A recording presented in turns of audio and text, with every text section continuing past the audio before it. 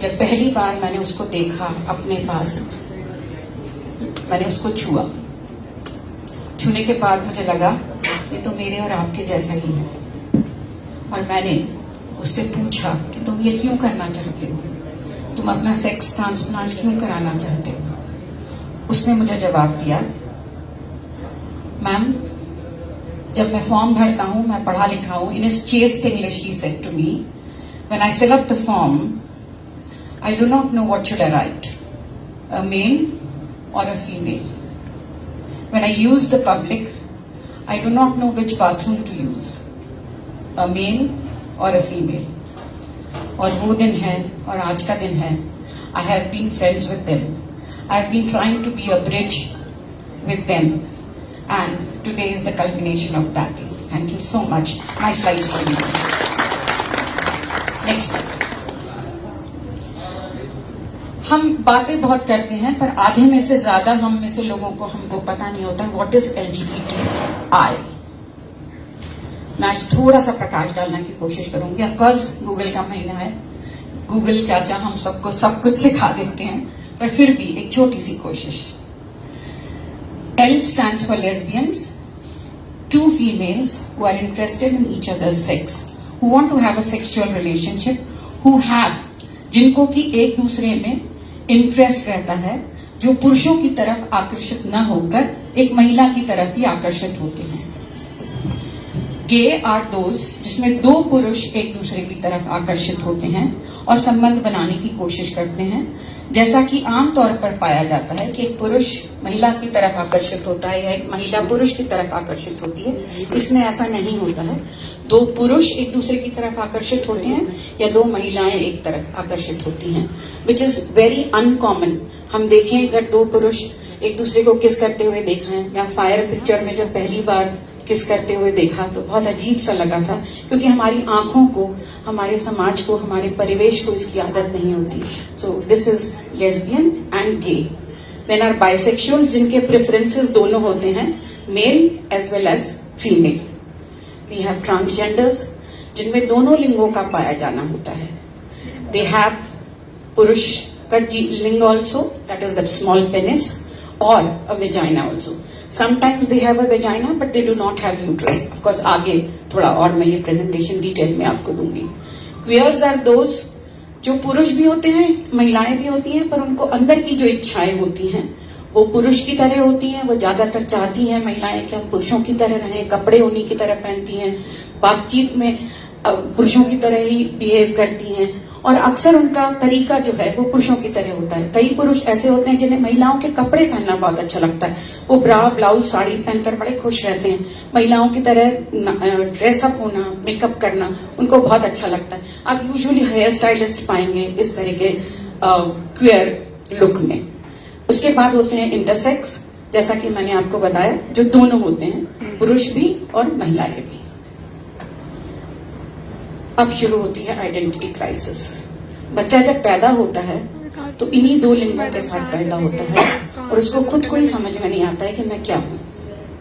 कभी कभी जो महिलाएं होती हैं, जो जब हम कहते हैं कि लड़का पैदा हुआ है, उस लड़का जो है वो पूरे टाइम लड़कियों के साथ खेलता है। माँ उसको डांटती है कि अरे लड़कों के साथ फुटबॉल खेलने की कोशिश करिए कर, पर वो लड़के को घर घर खेलना, कुड़ियों की शादी करना, माँ की साड़ी पहनकर, उसको खुद ही को बेचारे को एक आइडेंटिटी क्राइसिस बचपन से हो जाती है और माँ उसको झिटकारना शुरू कर देती है। कई छोटी लड़कियां होती हैं जिनको लड़के ही बन के रहना अच्छा लगता है, वो पूरे टाइम लड़कों के बीच में ही रहती हैं और हम उन्हें टॉम बॉय या ऐसा कुछ नाम दे देते हैं। Next slide please. There are 2 types of changes in this, one is physiological and the other one is psychological. हम इसके बारे में बात करेंगे। साइकोलॉजिकल एस्पेक्ट में सबसे पहला होता है मेंटल।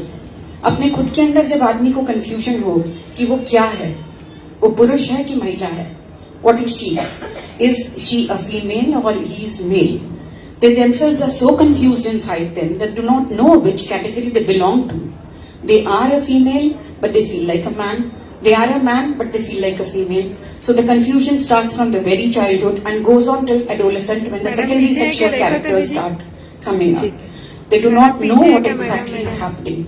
कई बार सेल्फ एक्सेप्टेंस में भी जैसा मैंने आपसे कहा, क्योंकि पेरेंट्स प्रेशराइज करते रहते हैं उसी सेक्स को बिलोंग करने के लिए और उनका इंटरेस्ट अपोजिट सेक्स में होता है, तो अपने खुद के एक्सेप्टेंस में भी वो बेचारे बहुत कोशिश करते हैं कि मैं वही रहूं जिसमें मैं पैदा हुआ हूं, पर मन नहीं मानता और बार बार उसी तरफ जाने को कहता है।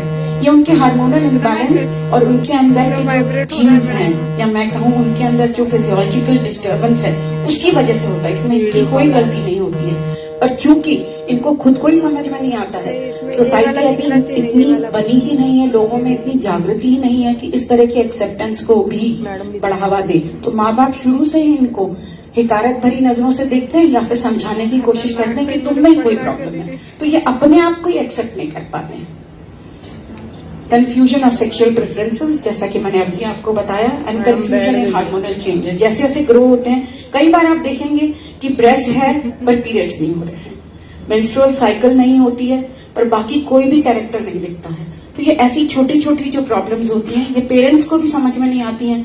किसी डॉक्टर के पास ले जाते हैं, कहीं के पास ले जाते हैं, वो कहते हैं कि नहीं वजाइना तो है, आ जाएगा पीरियड, पर एक्चुअली वो पीरियड आता ही नहीं है। What need is an endocrinologist, पर उस एंडोक्राइनोलॉजिस्ट तक पहुंचने के लिए ये सारी दौड़ से उनको गुजरना पड़ता है। Next slide. What is the physiological? A large clitoris जो कि उनमें रहता है, अ स्मॉल पेनिस, या फिर लेबिया दैट इज क्लोज्ड और अदरवाइज रिजेंबल्स लाइक अ स्क्रोटम। आपको बॉल्स दिखेंगी, आपको स्क्रोटम दिखेगा पर उसमें बॉल्स नहीं होंगी, या आपको स्क्रोटम दिखेगा जो कि थोड़ा एम्प्टी होगा और लीबिया की तरह दिखेगा। तो ये फिजियोलॉजिकल चेंजेस जो होते हैं, या penis without a urethra opening, इस तरह के जो फिजियोलॉजिकल चेंजेस हैं, मैं इसको हिंदी में ज्यादातर नहीं बता पाई, मुझे हिंदी बहुत अच्छे से समझ में नहीं आएगी, इसलिए मैंने इसको इंग्लिश में ही बताना ठीक समझा। इस तरह की प्रॉब्लम जो फिजियोलॉजिकल इनमें हैं, इसमें इनका क्या दोष? ये तो पैदा ही ऐसे हुए ना, तो इसमें इनकी कोई गलती नहीं है, ये पैदा ऐसे हुए हैं, पर हम समाज या इनके पेरेंट्स खुद बेचारे समझ नहीं पाते हैं, और इनका जो स्ट्रगल है वो शुरू के 3-4 साल से ही शुरू हो जाता है। Next slide please. The societal pressures, जिनके बारे में मेरी बहनें खुद ही बात करेंगी, मुझे ज्यादा बात करने की जरूरत नहीं है, और इनको हमने बुलाया भी इसीलिए कि आप इनके साथ इंटरेक्ट करें, आप इनकी प्रॉब्लम्स को समझें, आप जानें कि ये किस किस मुसीबतों से, किस किस दौर से गुजरती हैं। What are the solutions now? One is surgical intervention, which is a very very costly affair. Of course, अब सरकार ने नए कानून बना दिए हैं और हर गवर्नमेंट हॉस्पिटल में अब सर्जिकल इंटरवेंशंस होने लगे हैं। दूसरा है लीगल मैंडेट, जिसके बारे में हम आगे और बात करेंगे। Next please. We should encourage their acceptance. Communication बहुत ओपन होना चाहिए, जिससे कि हम एक दूसरे से बात करें। इस टॉपिक पे हम बात भी नहीं करते हैं, हम बहुत झिझकते हैं बात करने में, हम उनके साथ बैठने में, उठने में भी झिझकते हैं। तो आज का जो फोरम है वो इसीलिए है कि ये ओपनली बात कर सकें, आप इनके साथ ओपनली बात कर सकें और आप जान सकें कि क्या प्रॉब्लम होती है। Stop violence and sexual abuse, आप अक्सर देखेंगे कि इनको सेक्सुअल अब्यूज के थ्रू गुजरना पड़ता है। इनकी कहानी यही सुनाएंगे, बहुत ही दुख भरी, दर्द भरी कहानी होती है। एनल सेक्स करते करते कई बार मैंने इतनी सारी इंजरीज देखी हैं कि मैं बता नहीं सकती आपको। अब क्या है इंडिया में, how is it doing now? 1994 में पहली बार, सोचिए कितने सालों का स्ट्रगल रहा होगा, 1994 में पहली बार इनको वोटिंग राइट्स मिले। तब तक इंडिया में इनका एग्जिस्टेंस ही नहीं था, ये पुरुष या महिला के रूप में जाने ही नहीं जाते थे। इनकी संख्या हजारों में थी, पर इंडिया में इनका कोई एग्जिस्ट नहीं था, क्योंकि इनका वोटर लिस्ट में नाम ही नहीं था। पहली बार 1994 में इनको वोटिंग राइट्स मिले। 214 में जेंडर चेंज करने की इनको अनुमति मिली, जिसमें कि इस तरह का कोई भी जेंडर, भले ही आप पुरुष पैदा हुए हो और आप स्त्री के रूप में रहना चाहते हैं, या स्त्री पैदा हुए और पुरुष के रूप में रहना चाहते हैं, इसके लिए सम्मति गवर्नमेंट से मिली। पहले इस तरह का कोई करता था तो उसकी शिकायत पुलिस में हो जाती थी और पुलिस वाले पकड़ के डंडा मारते थे। अब ऐसा नहीं है, अगर आप पुरुष हैं और महिला के रूप में रहना चाहते हैं तो आपको गवर्नमेंट की तरफ से इस बात के लिए सहमति है।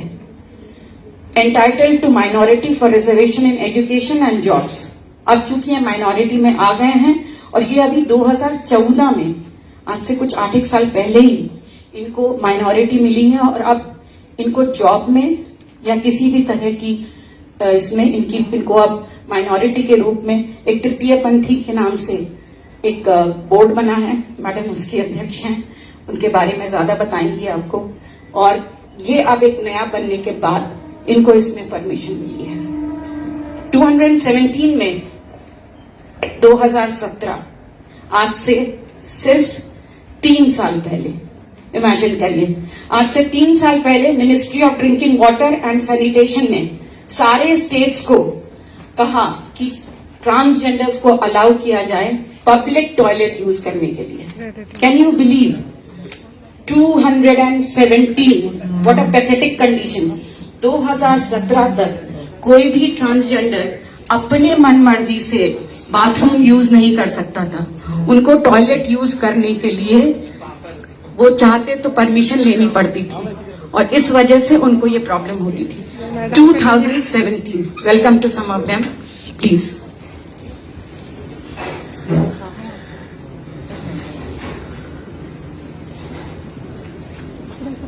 दो 2017, आज से सिर्फ 5 साल पहले इनको ये फैसिलिटी मिली कि ये किसी भी तरह के बाथरूम का इस्तेमाल कर सकें। तब तक इन बेचारों के पास में बाथरूम तक की फैसिलिटी नहीं थी। आर्टिकल 15 ने बैन किया डिस्क्रिमिनेशन और अब समाज में कोई भी डिस्क्रिमिनेशन नहीं है। They are all equal to us and they are equivalent to all women.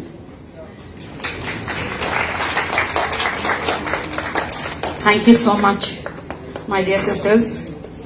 I want to say to you, we are with you, and I pledge with the guests here who are my family.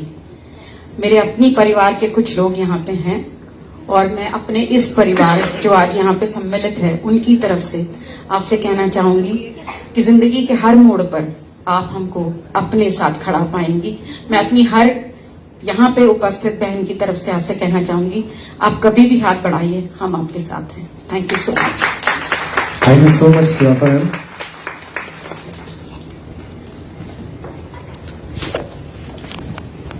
मैं एक बार फिर से बोलना चाहूंगा, एक बार जोरदार तालियों से